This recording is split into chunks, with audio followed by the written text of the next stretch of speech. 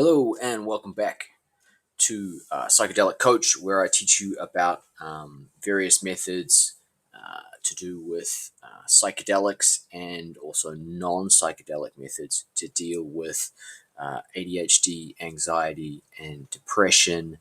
Um, Lots of different things along those lines. In this video, I'm going to show you about a journaling method that I use. This doesn't have any psychedelic components. This is just a daily journal that you can use to upgrade your neurology and do something that is probably commonly referred to as, or probably most commonly referred to as, neural reprogramming. And the way that this works is that you fill in this a form like this every day for 66 days, and within that form you are creating an ideal daily routine that seeks to take out sort of quote unquote negative behaviors and replace them with more positive behaviors.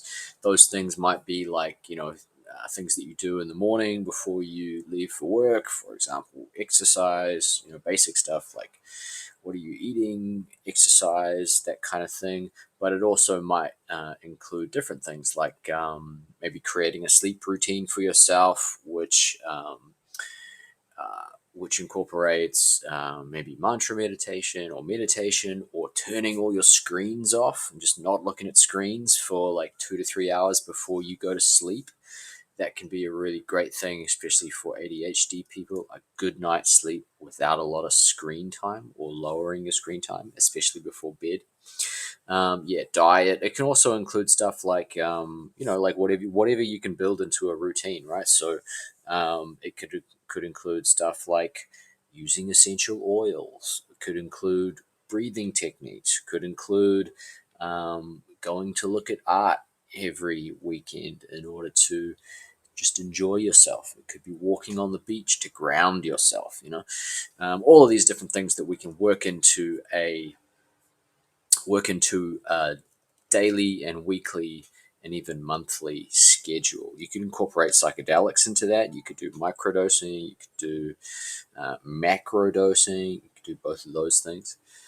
And the reason why it's 66 days is because some neurologists say that 66 days is the amount of time that your brain needs to rewire new neurologies. So when I read that, my thinking was, oh, okay, well, I just need to like change lots of my behaviors and my influences through my senses, right? And also my sort of energetic influences, also the people sort of around me, change all those things. And if I do it for long enough, i.e., 66 days, then you should hardwire all those changes, right? Because neuroscientists sometimes say, they have like a colloquial phrase, which is neurons that fire together wire together. And I'm taking a little bit of I'm interpreting that myself, so I hope I'm not going too far away from that. But my interpretation of that is that your behaviors and your influences are literally built into, and let's say burned onto, your neurology. And so if you have poor behaviors and diets and influences around you, then those things get hardwired or burnt or built into your neurology. And your neurology you're using obviously day to day to do everything else as well, right? You're doing, that's the same neurology that you're using to talk to your girlfriend, to just do all your daily tasks, right? To go to work, to interact with the world. And so if that neurology is also sort of quote unquote polluted with all this built-in negativity from, bad habits and bad influences, then your experience of the world is is kind of polluted, or your paradigm, you see the world, you experience the world through the polluted neurology that you have. So my thinking was, okay, well, how about I clean up all my habits for 66 days, and then in theory, I think my experience of the world should be better. My anxiety should be less. My scatterbrain from ADHD should be less. And I think that that is working. I've already done one 66-day cycle, and I'm into the second now. I'm about sort of 8 days into the second. And I think it's working, guys, because my experience of the world is getting better. I first noticed it vastly improved after even like 4 or 5 days. And then after about 10 days, I was like, yeah, this is definitely a thing. This is like, I'm feeling much better. And then I just carried on doing that for the rest of the 66 days. And towards the end of that first cycle of 66 days, I started to just, the routine felt normal. Like it didn't feel like a stretch. It didn't feel like difficult. It just felt, oh yeah, that's my routine, standard. And so I think this idea of 66 days has a lot of merit. Even if it's maybe not 66 days exactly. If it's 50 or if it's 75 or whatever, it's in this sort of ballpark. And even as I just did I started another cycle as soon as I finished the last, right? So I just went back to back into a new one. And I think doing that has sort of doubled down on the effects. Like, not only have I kept on with the routine, but I've increased the things that I was doing. So if I was doing 20 minutes of Spanish a day in the first cycle, now I'm doing like 45 minutes to an hour and a half a day. And so I'm just ingraining all those positive habits more and more. My workouts are longer. My sleep is better. I feel, when I wake up, I start to feel, or I'm feeling like a lot. My ADHD symptoms are a lot better. That scatterbrain isn't there. I wake up feeling refreshed. So yeah, this is kind of what I've been doing. And so the actual journaling, I'm going to do a journal like in this video. So when I stop rambling on, I'm just going to fill this form out. And what I'm finding is that, one, it's a really good way to keep me on track, and two, it's a really good way for me to like bring unconscious patterns into consciousness. So like if I fall off one of my particular tasks, right? Like let's say that I feel too tired to go to the gym today, or too tired to go for my sort of afternoon beach walk, which I like to do. If I miss one of these things in my schedule, then I notice it because I'm journaling every day, and then I analyze. I just not super OCD about it, but just like spend 5 minutes, 8 minutes, just thinking, okay, well, why did I miss that? And then you'll go, oh, well, I was tired, and then I was tired, so I actually couldn't be bothered cooking, so I ordered a pizza, and then I was kind of like disappointed that I had ruined my diet, so I don't know, I had a beer as well, and didn't. Then I stayed up late watching a movie, and then all of a sudden I didn't sleep well, and then 2 days go by, and you kind of fell out of your routine, right? So you can start to sort of so something like that happens, and then you go, okay, well, all of that started because I was tired. So why was I tired? And you go, oh, well, that's because I hadn't really been, that's because I've been watching TV late at night, and the blue light has been keeping me up.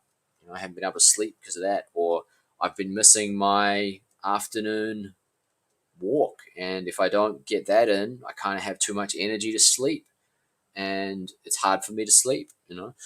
So once you do like a few minutes of analysis, then you go, okay, well, tonight I have to make sure that I don't watch TV after like whatever, like 8 o'clock or something like that. And instead, I listen. Maybe you could listen to something, right? You could listen to a podcast, or you could read a physical book, right? Something that doesn't have a screen or whatever. But just don't be on screens. And so then you sleep better, and then the next day you wake up and you don't feel tired, and you're able to, and so you're able to do your routine properly. And so in this way you sort of bring these unconscious patterns of behavior into consciousness, and eventually you just start to, because you know that they're there, you foresee them, you see them coming, and you just naturally avoid them. So that's what I've been finding. So yeah, what I'm going to do in this particular day of the 66, I'm in phase two. And in phase two, I just talk about the kind of routine that I want to propagate and do for the rest of the cycle. And so I do that for a couple of days, just gathering thoughts and ideas about things that I'm going to put into this cycle, in terms of behaviors and influences. And then I've already done one of these, so I'll probably do like one or two more of these, and then I'll actually create a solid, concrete routine that I stick to for the rest of the 66 days, right? So of that 66 days, maybe like 55 of them will be actually doing the routine, and there's kind of like a week and 10 days of sort of observation and aspiration and planning and stuff like that in the first sort of week or 10 days. So yeah, for the rest of this video, I'm just going to fill in this form, and I'll do a little bit of commentary along the way. So this is cycle 2. This is day 8 in the second cycle.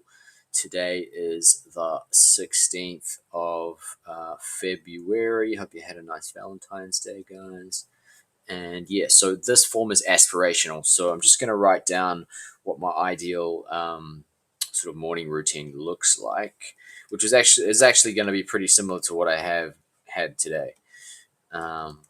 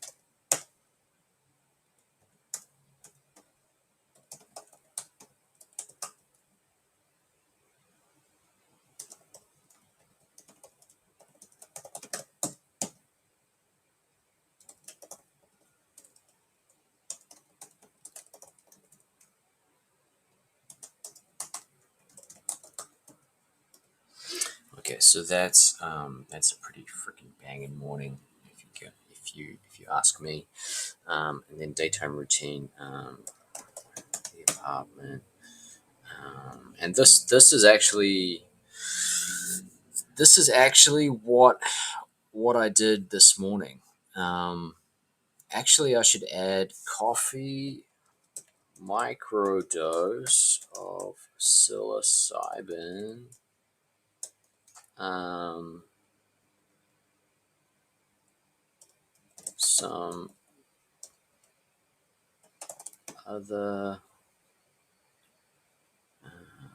nutrients I take, and relax with coffee.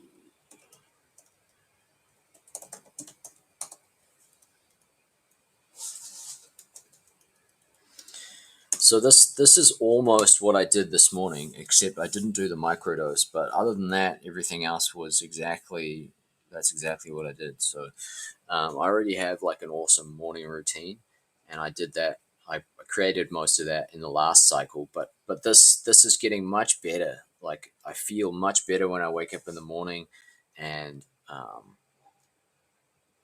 I think something that really helped was the Orphic prayer. So when you do Orphic prayer is like prayer to like the ancient Greek gods of like the Bronze Age, which I'm into, and they have these specific deities that are for like sleep, and you can do a prayer to them. And sounds weird, but this is a channel about psychedelics, so weird stuff is par for the course. Um, it it helps a lot. It helps a lot. I think I'm getting help from the gods to sleep well. Daytime routine. So I'm at the apartment and work till around. Really, it's about 2:30 to 3 p.m. and I need to get out 1 to 2 content, 1 to 2 videos per day, and some course related content. So that's basically work. And then it's 1 hour of Spanish language learning. It's 30 minutes of Greek, learning Greek as well, ancient Greek. And then it's an afternoon walk on the beach. And then it's dinner at my place. Usually I'm just cooking for myself, cooking a steak, something similar. I'm a carnivore, so something along the carnivore diet rules. If I cheat, I eat cold watermelon, which is just the most divine thing ever. Cold watermelon and sometimes cheese. I'm basically on the carnivore diet for 3 weeks out of the month, and then there's a week where I go off that and I do like an alkaline diet, and that's actually related to your body's natural release of DMT, dimethyltryptamine. If you're interested in doing that, there's a way that you can tweak your body to produce dimethyltryptamine, which is a psychoactive agent that your body produces naturally. And I figured out, lots of people have figured this out, but I recently figured out how to do this, and you can do it. Happens every month at a sort of very specific time, which you can calculate. So if you're interested in doing something like that, check my playlists on my YouTube channel, and there's a whole playlist there about how to do it. I just did one I just finished one a few days ago, and yeah, the insights that you get, the personal development and the insights that you get are just as good, if not better, than macro doses of psilocybin and ayahuasca. And I've done both of those in macro, so I can compare. Um, yeah, definitely. If you're a psychedelic user in macro, or even if you're in micro, check those out, because there's no exogenous or external psychedelics that are involved in that process at all. So it's all good. What did Terence McKenna say? You're always carrying. You're always carrying. It's all just natural body cycles. So yeah, 2 to 3 hours before sleep, I want no screens. I can listen to a podcast or read a book or hang with some friends, but I can't be watching screens. And then I'm going to get my Orphic prayer in there. And then in a perfect world, I would also do like a body scan meditation directly before sleep.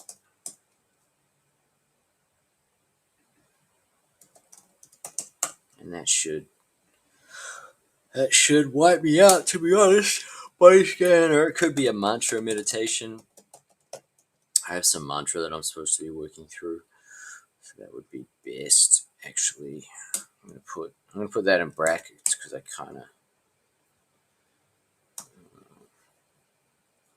of would prefer to do the mantra meditation.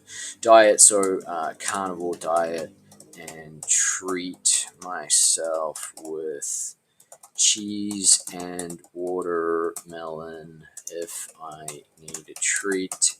But usually it's steak, chicken, and avocado. Really, this is not. It's really more like ketogenic carnivore. It's not really carnivore because avocado and watermelon would not be carnivore, right? But I kind of find that I do need something other than steak and chicken and water and herbal teas. I guess I do have black coffee and some herbal teas, although I do really like herbal teas. I'm a big fan of coriander seed tea and green tea, obviously. Yeah, because the caffeine is a neurotransmitter, and both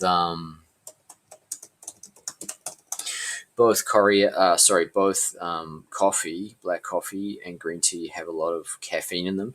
And if you're fasting, then you really notice the caffeine, or I do. If I'm not fasting, then I don't really notice it that much. But yeah. So thoughts and feelings. I want to incorporate Reiki sometime this cycle. I want essential oils and also need to breathe a little bit. That's the other thing I need to do, which is to, in my gym workout, I actually need to incorporate breathing techniques and also some more ab work.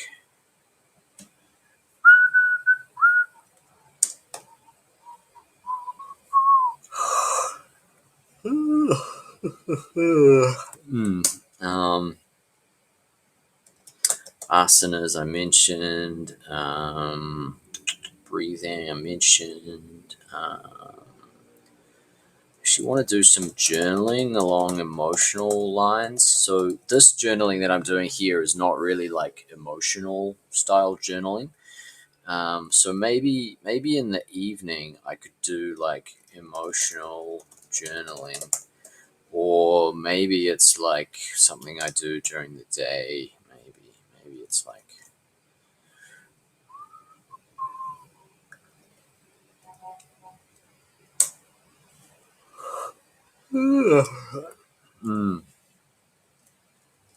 getting tired, guys. Getting tired. It's coming up to almost time when I turn the screens off for the day. So I'm going to probably leave it there. But yeah, I need to. So journaling and emotional lines. So writing about and solving problems related to lower three chakras. So, travel plans, financial plans, make better, more precise. Sort of journaling around identity. Could you learn more about identity? That's a lower chakra thing. Also I want to view more art and do more music. those things are important for lower chakras. Also, I've been getting like a lot of sort of intuition, yeah, and intuition, sort of intuitional insights. I can't say this word. I've been getting a lot of intuition based on like wanting to do like create music and wanting to like view art and stuff like that. So I think I need to do something along those lines as well. That all kind of works in with the lower chakras there as well. But I'm getting pretty tired here, guys. I'm starting to yawn, so I'm going to leave it there. So I'm going to submit that, and then it should load up. Cool. So then if I refresh that page, then it should become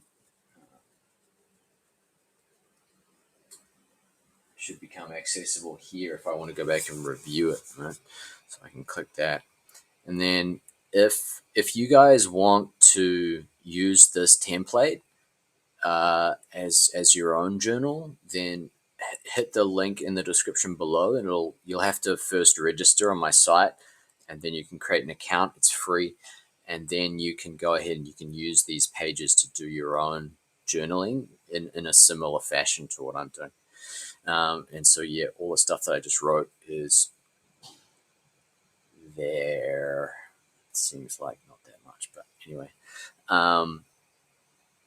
Yeah, I'm going to leave it there for now, guys.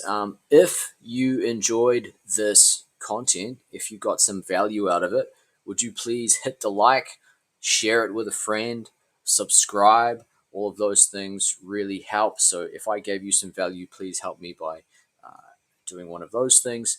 Much appreciated. Thank you for watching. Catch you next time. Good night, YouTube.